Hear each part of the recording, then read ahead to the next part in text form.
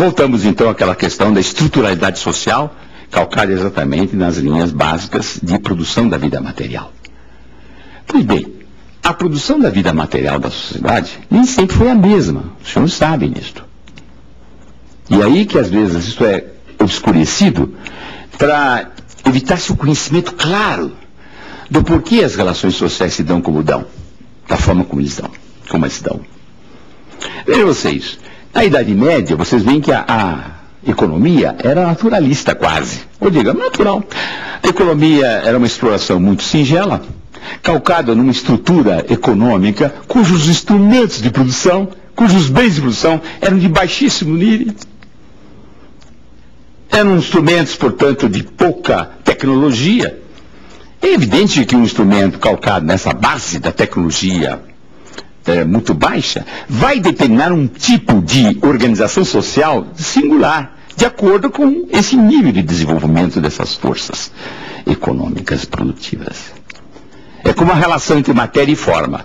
Como eu disse a vocês, a matéria e forma começa a ser entendida de forma mais dialética, mais dinâmica, quando nós encontramos no século XIX, isto é, da industrialização, a forma de entender essa trama específica entre forma e matéria, que quer dizer o seguinte, entre organização e conteúdo.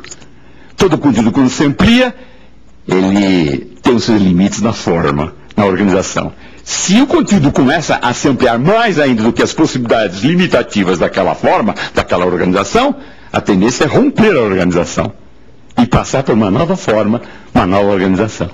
É o que está acontecendo. O que aconteceu, na verdade, na Idade Média. Houve um desenvolvimento das forças produtivas de tal sorte, da capacidade produtiva, porque a tecnologia começou a ampliar-se enormemente, o que vai definir, claro, não mais uma economia artesanal, uma economia baseada apenas no valor de uso, mas uma economia que progressivamente vai ganhando uma expansão tão grande, em termos econômicos, que vai encontrando limites na estrutura feudal. A estrutura feudal era uma estrutura descentralizada, politicamente descentralizada. Cada senhor feudal tinha domínio no feudo do ponto de vista econômico, do ponto de vista ideológico e do ponto de vista político. Ele que atuava sobre o feudo e tinha inclusive um poder de fazer com que a produção se desse a favor dele e exercia a força num processo produtivo. Na verdade, os peões daquela época, os servos da gleba, eram vinculados à gleba e não tinham contratos com o senhor feudal. Tanto como antes também, a época dos escravos, né? A época clássicas, Roma, Grécia. Naquele momento, o que acontece? O senhor de escravo atua sobre o escravo de forma direta, isto é, ele obtém resultado da produção, obtém o excedente econômico que ele, naturalmente, acumula para si, é a classe social dominante, e faz isto, veja bem, visivelmente, claramente, e faz pela força, pela política. Na verdade, a dimensão econômica da produção feita pelo senhor de escravo ou pelo senhor feudal era uma relação direta, imediata sobre aquelas pessoas, e elas tinham que entregar o seu excedente. Normalmente entregavam sobre a questão ideológica, postulada que uma classe de sangue azul merecia realmente ser, não é? De ser agradada pelos bens ou pelo excedente econômico que eles produziam. Ai deles se dissesse o contrário. Às vezes acontecia isto. Olha a revolta de Espartacus. Quando acontecia isso, era um problema complicado. Aí os exércitos vinham, não é? Para atuar diretamente a fim de evitar ou debelar a revolta. Obviamente.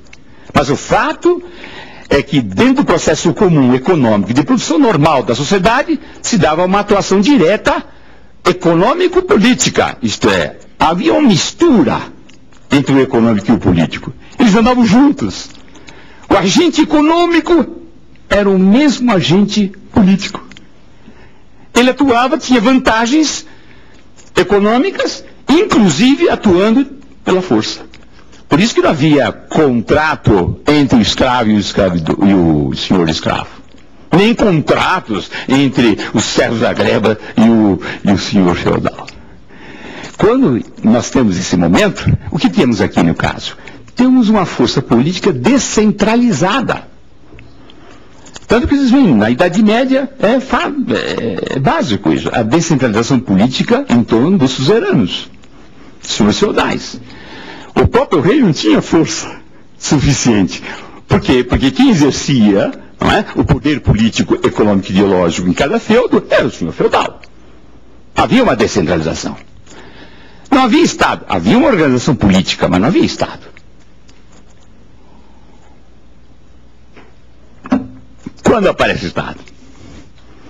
Aparece o Estado quando o desenvolvimento dessas forças produtivas, da tecnologia e cada vez mais integrada com o processo produtivo, inventam-se muitos mecanismos. Por exemplo, o moinho, que faz com que a produção de grãos seja muito maior do que antes, né? Que era somente o pilão. A divisão social do trabalho começa a se estender enormemente. As trocas passam a ser intensificadas, os homens começam a serem cada vez mais dependentes um do outro, por causa das próprias trocas. Cada vez mais. Isso se amplia enormemente, criando, portanto, um mercado. O processo monetário